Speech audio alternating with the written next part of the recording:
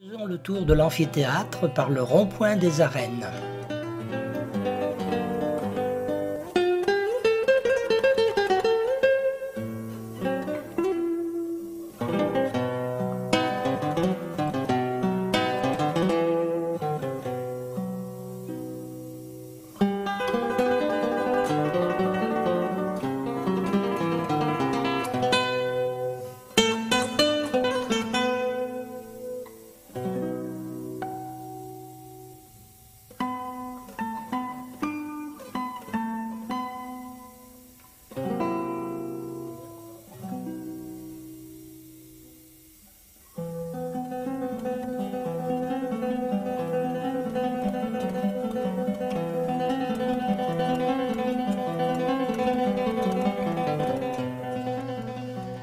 Le collège Saint-Charles avec le clocher des franciscains 1469.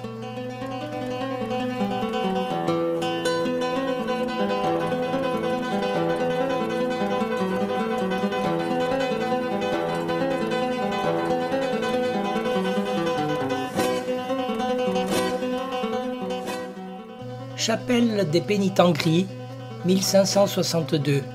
Elle fait partie du collège Saint-Charles.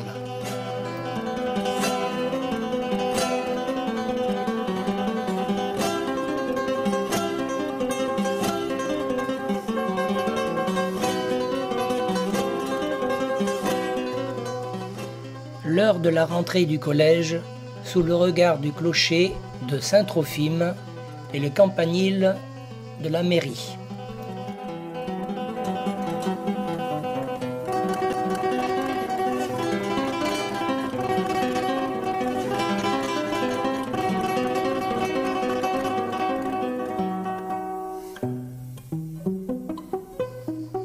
Porte nord du théâtre antique.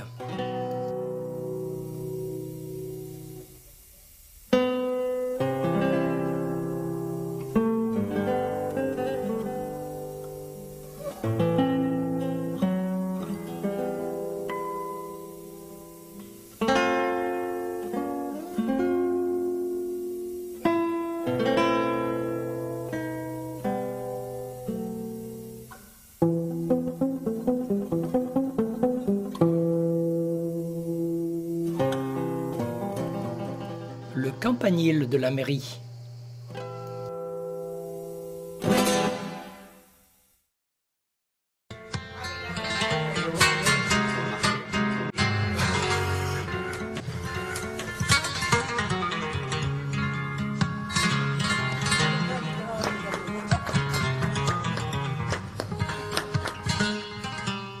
Le vestibule de l'hôtel de ville, où il est permis de passer de la rue Balze à la place de la République.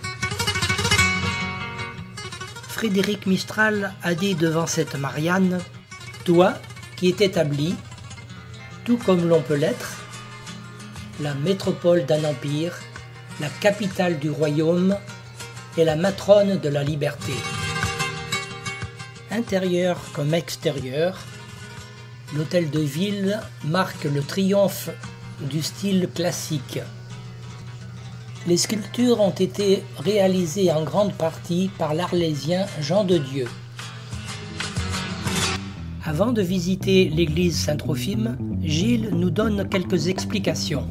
Donc ils ont fait des églises qui ne sont pas appelées églises, qui sont appelées basiliques, parce qu'ils ont pris exactement le plan du marché.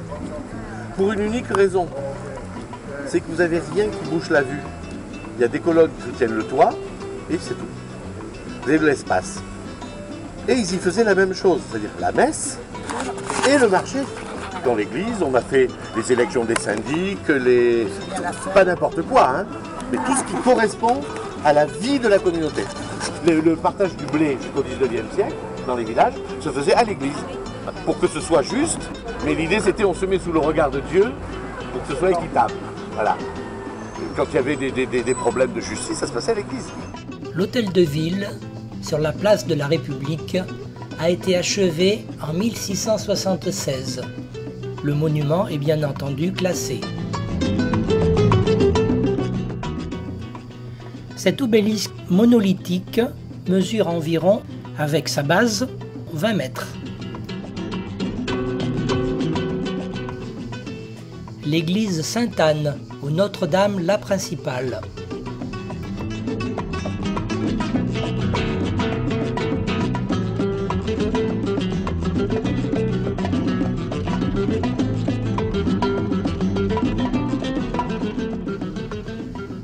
L'ancienne cathédrale Saint-Trophime, qui date du XIIe siècle.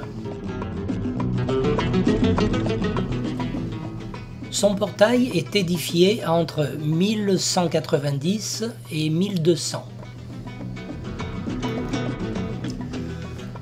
Au Ve siècle, Saint-Trophime, premier évêque d'Arles, transforme en cathédrale une basilique primitive, alors dédiée à Saint-Étienne. Le titre de basilique était accordé par le pape sous certaines conditions. Ce titre était donné dans l'Antiquité aux églises qui, à la différence de simples maisons transformées en lieux de culte, étaient construites sur un plan de basilique civile de l'Empire romain, un marché propice au culte.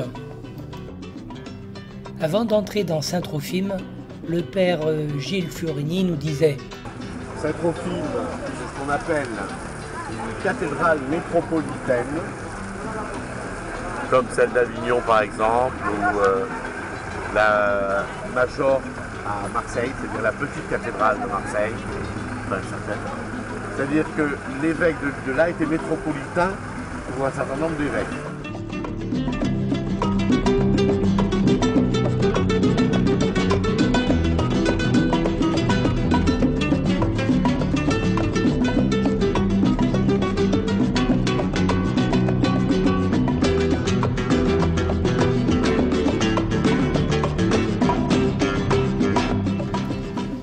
Statue de l'aveugle et du paralytique à l'entrée du cloître Saint-Trophime.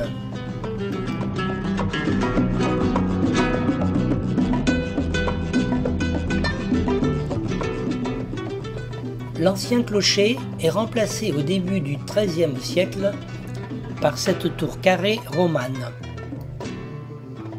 L'ancienne poste.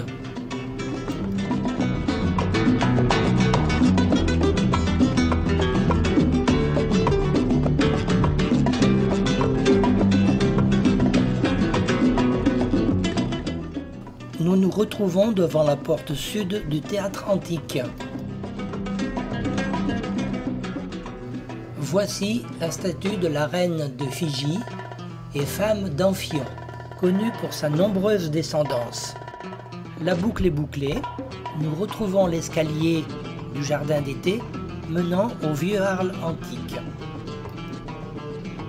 Une petite partie de l'esplanade Charles de Gaulle. Là, nous remontons le boulevard des Lys pour rejoindre notre bus. La chapelle de la Charité.